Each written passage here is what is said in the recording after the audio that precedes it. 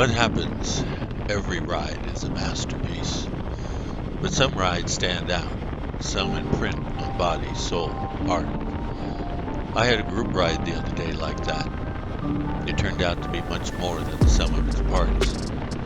Funny how it can be, how in life experiences are often both bitter and sweet. We humans are quite uniquely odd. We can be happy and sad simultaneously. We might cherish a memory and be in despair, haunted by it at the same time. Many of our deepest moments both exalt and stab us as bittersweet. Nowhere do we escape the duality in all we do. No one avoids the raging flow of fate, destiny, karma, whatever name you give it. Doesn't matter, it's coming after you. It'll find you, guaranteed. An unexamined life is not worth living, so said Socrates. Unfortunately, the truly examined life is too terrifyingly heart-wrenching to cope with. The more one examines life, the more is revealed. The revelations can be dizzying, inspiring, nauseating, thrilling, heartbreaking. We find nothing is quite what it seems, and enticingly enough, nothing is only what it seems.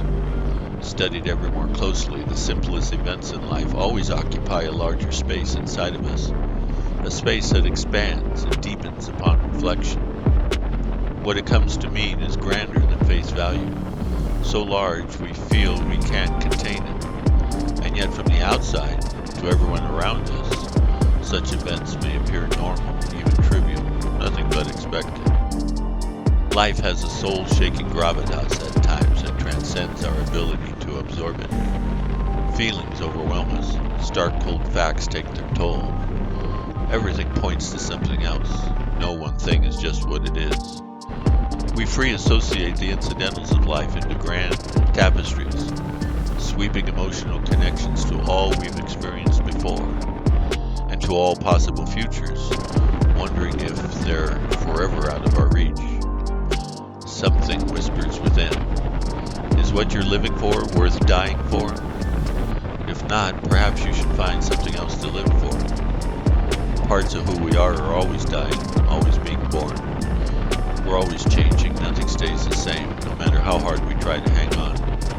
If we want to value any experience, we have to accept letting go as part of having it. Until the other day, I hadn't been on a group ride for 40 years.